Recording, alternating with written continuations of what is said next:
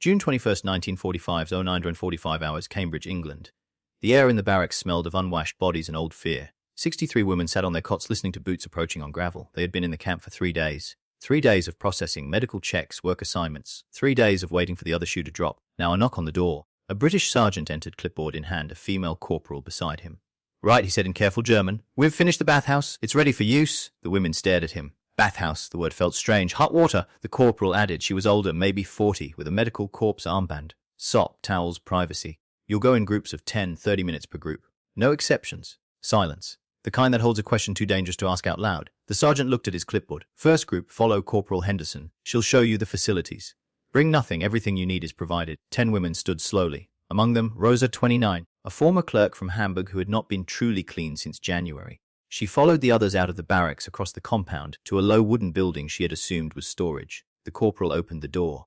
Inside, a row of private stalls, each with a wooden tub, a bench, hooks for clothes. Steam rose from somewhere deeper in the building. The smell of soap, real soap, filled the air. Rosa stopped in the doorway. She had expected humiliation. She had received privacy. If this moment already changed how you see the war, subscribe. The next will surprise you even more. Rosa had been a clerk once, working in a Wehrmacht supply office in Hamburg. She had joined the auxiliary services in 1943 because her husband had been killed at Stalingrad and she needed work, needed wages, needed something to fill the silence. They had trained her in inventory management and stationed her at a logistics depot. For 2 years, she processed requisition forms and tried not to think about what the supplies were being used for. By April 1945, the depot was being evacuated ahead of British forces. Rosa and 30 other women were ordered to retreat east, then west, then anywhere that wasn't being overrun. They walked for 3 weeks, sleeping in ditches, eating whatever they could find. When British tanks appeared on the road, Rosa had been too exhausted to run. She had simply stood there while a lieutenant checked her papers and directed her to a truck. The journey to England had taken 5 days. Train, ship, train again. Throughout it all, there had been no opportunity to bathe, no facilities, no time, no privacy. By the time they arrived at the camp in Cambridge, Rosa's skin itched constantly. Her hair was matted, and she smelled of sweat and dirt and the accumulated filth of 6 months of war's collapse. She had assumed this was permanent, that prisoners did not deserve cleanliness, that hygiene was a luxury reserved for victors. She had been wrong. The transport across the channel had been rough. The women had been packed into the hold of a converted cargo ship, benches bolted to the deck. No privacy, minimal ventilation. Rosa had spent most of the crossing trying not to vomit, trying not to think about the smell. 300 unwashed women in an enclosed space. When they docked at Harwich, British soldiers had herded them onto trains with surprising efficiency. Not cruel, but firm. The trains had travelled through countryside that looked impossibly green, impossibly untouched. Rosa had pressed her face to the window and watched villages slide past. Churches, shops, people going about their lives as if there had never been a war. The camp had appeared in late afternoon. A collection of wooden barracks and Nissen huts on the edge of farmland. A fence surrounded the compound, but it was low, more boundary than barrier. Guards stood at the gate, but they looked bored rather than threatening. On the first night, a British officer had addressed them in the mess hall. "You are prisoners of war under British military jurisdiction. You will be treated according to the Geneva Convention. You will work, you will be fed, you will be housed, and you will be provided with facilities for hygiene. This is not negotiable. This is the law." Rosa had not understood what he meant until now. Corporal Henderson led the first group into the bathhouse. She spoke in halting German, gesturing to demonstrate. "Each stall has a tub. Fill it from the tap. Hot water on the left, cold on the right. Soap is on the shelf. Towels on the hook. You have 30 minutes. Wash your hair, your body, everything. When you're done, leave your old clothes in the basket. Clean clothes are stacked by the door. Understood?" The women nodded, too stunned to speak. Henderson pointed Rosa toward the first stall. "Go on then, water's hot. Don't waste it." Rosa entered the stall and closed the door. It had a latch. Privacy. Actual privacy. She stood there for a moment, processing this, then began to undress. Her uniform was stiff with dirt and sweat, the fabric worn through at the elbows. She peeled it off and dropped it in the basket. Then she turned to the tub, the tap. She turned it, left for hot, and water poured out. Steam rose. She touched it. It was hot, actually hot. She filled the tub, added cold water to temper it, and climbed in. The water closed over her legs, her body, hot and clean and real. She sat there for a long moment just feeling it. Then she picked up the soap. It was yellow, plain utilitarian, but it lathered. She scrubbed her arms, her body, her hair, 6 months of filth dissolving into the water. She scrubbed until her skin was red, until the water turned grey. Then she drained the tub and filled it again, clean water. She rinsed her hair, rinsed her body, and then sat there breathing steam, feeling human for the first time in half a year. They gave us hot water. She wrote later in a diary she kept on scraps of paper, on soap and privacy. "I cried in the bath, not from sadness, from disbelief." The system that governed this provision was not charity. It was policy rooted in international law, military doctrine, and the understanding that health required hygiene. A directive from the British War Office in 1940 had been explicit. Prisoners of war will be provided with adequate facilities for personal hygiene, including bathing, laundry and sanitation. This is a requirement, not a privilege. The logic was threefold: security. Clean prisoners were less likely to spread disease, less likely to become ill and require medical resources. Diplomacy. The Geneva Conventions required humane treatment, and hygiene was part of that. How Britain treated enemy prisoners influenced how British soldiers were treated abroad. Morality. Because denying basic hygiene was a form of cruelty that civilized nations rejected. It was not perfect. There were camps where facilities were inadequate, where resources were stretched, where the system failed. But in most places, most of the time, it held. By the summer of 1945, Britain held over 400,000 German POWs. The majority were provided with bathing facilities, soap and clean clothing. And in Cambridge, that meant a purpose-built bathhouse with hot water and privacy stalls. When Rosa emerged from the bathhouse 30 minutes later, she was wearing a clean dress, simple grey, slightly too large but clean. Her hair was wet but clean. Her skin felt raw but clean. She stood in the sunshine outside the building and felt the warmth on her face and thought, I am clean. For the first time in 6 months, I am clean. The other women emerged one by one, all wearing the same dazed expression. One of them, a young radio operator named Hilda, said quietly, I had forgotten what it felt like to be clean. So had I, Rosa said. Corporal Henderson appeared with a basket of comms. For your hair, she said. Keep them, they're yours. The women took the comms, too overwhelmed to speak.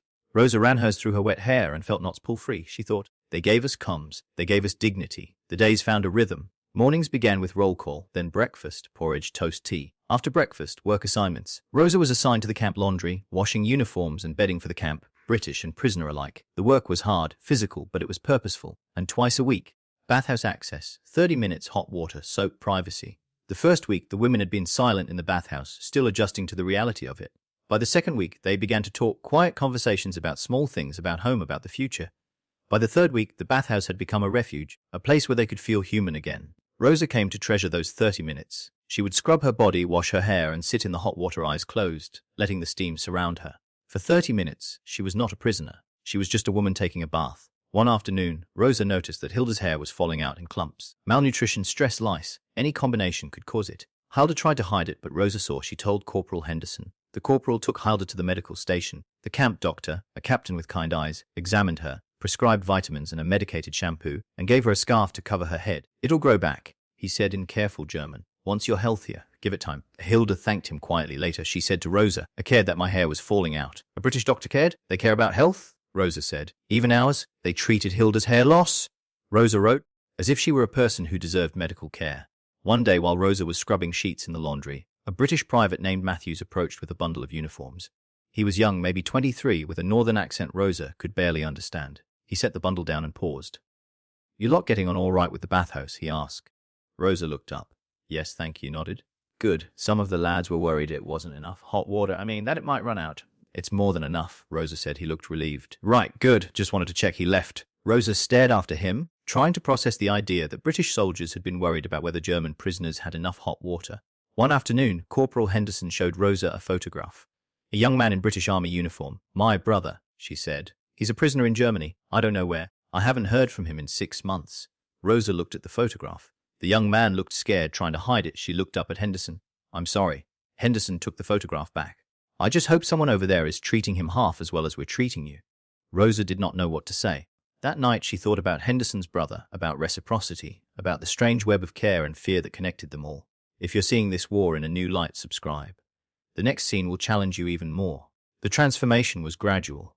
Rosa had been told for years that the British were ruthless, that they bombed civilians, that they treated prisoners brutally, that capture meant suffering. She had believed this because everyone believed this, because the propaganda had been relentless, because doubt was dangerous. But the British did not act like the monsters she had been promised. They built bathhouses with hot water and privacy. They provided soap and towels and clean clothes. They cared when a prisoner's hair was falling out. The propaganda cracked, not all at once, but piece by piece, like soap dissolving dirt.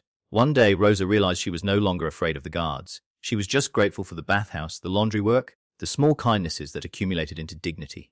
Private Matthews told her once, while dropping off uniforms, my mom always said, you can tell a lot about people by how they treat those who can't fight back. Seems right to me. Rosa thought about that for a long time.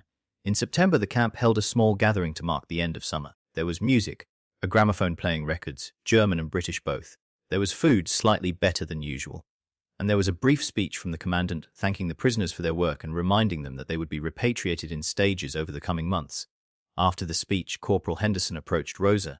You've been here 4 months now. How are you managing? Rosa thought about lying. Instead, she said, better than I expected. The bathhouse helps. Henderson smiled. That was the point. Hard to feel human when you're filthy. Yes, Rosa said. I had forgotten that. Repatriation began in October. The women were called in groups, processed, given papers, sent back to Germany or to displaced persons camps if they had nowhere to go. Rosa was in the third group. She packed a small bundle, the com they had given her, a bar of soap, the diary written on scraps of paper. Private Matthews gave her a packet of soap on the morning she left. For the journey, he said, and after. Everyone needs soap. She took it. Thank you for everything. He shrugged. Just did what was decent. It was more than decent, she said. It was everything. Rosa found her sister in Hamburg in November 1945. The city was rubble, but her sister was alive, living in a displaced persons camp. They held each other and cried and did not speak for a long time. Rosa stayed in Germany. She worked as a clerk again, then as a secretary in a school. She married in 1950, a shopkeeper, kind and patient, and had 2 children. She kept a bathroom in her house that she cleaned obsessively, that she filled with good soap and clean towels. She never spoke about the war, but every time she bathed, she thought about the bathhouse in Cambridge, about hot water and privacy, and the moment when she had realized that the enemy saw her as a person who deserved cleanliness. She kept the bar of soap Private Matthews had given her, unused, wrapped in paper, in a drawer beside her bed. In 1987, Rosa returned to England. She took a train to Cambridge and tried to find the old camp. It was gone. The land returned to farmland, the barracks dismantled, the bathhouse torn down. But she found the approximate location and stood among the fields where the compound had been. She thought, this is where I learned that civilization was not grand gestures but small mercies. Hot water, soap, privacy, the insistence that even prisoners deserved to be clean. She did not stay long. She just stood there remembering the steam, the hot water, the feeling of being human again. Then she left. The sergeant had stood in the barracks doorway and announced, "We've finished the bathhouse." The women had braced for humiliation. What they received instead was hot water, soap, towels, and privacy. The restoration of dignity they had thought was lost forever. If this story reminded you that history is written in gestures as much as battles, subscribe. You'll find more truths here than in any textbook. In 2004, Rosa died peacefully in her sleep. Her children found a box in her closet, letters, photographs, a com, and a bar of soap wrapped in paper from 1945. One letter, written but never sent, was addressed to the British soldiers who had built the bathhouse. It said in careful English, "You gave us hot water and soap. You gave us privacy. You gave us the chance to feel human again when we had forgotten what that felt like. Thank you." The children could not deliver the letter, but they kept it anyway, because some gratitude transcends time and distance. It just needs to exist. The barracks had smelled of unwashed bodies and fear. The women had sat on their cots waiting for the worst. Then a British voice had said, "The bathhouse is ready. Hot water, soap, privacy." The war had taught them fear. The peace taught them mercy. And mercy, they learned, was not the absence of punishment. It was the presence of small dignities. A bathhouse with privacy stalls, hot water that actually ran hot, soap that actually lathered, towels that were actually clean. That was civilization. Not the grand treaties or the victory parades, but the quiet decision to build a bathhouse for prisoners, to provide hot water, to understand that cleanliness was not a luxury but a requirement of human dignity, to insist that even the enemy deserved to be clean. The war had ended, but the lesson remained that decency was built in small acts repeated daily until they became structure, until hot water and soap were not gifts but rights, until privacy was not a privilege but a standard.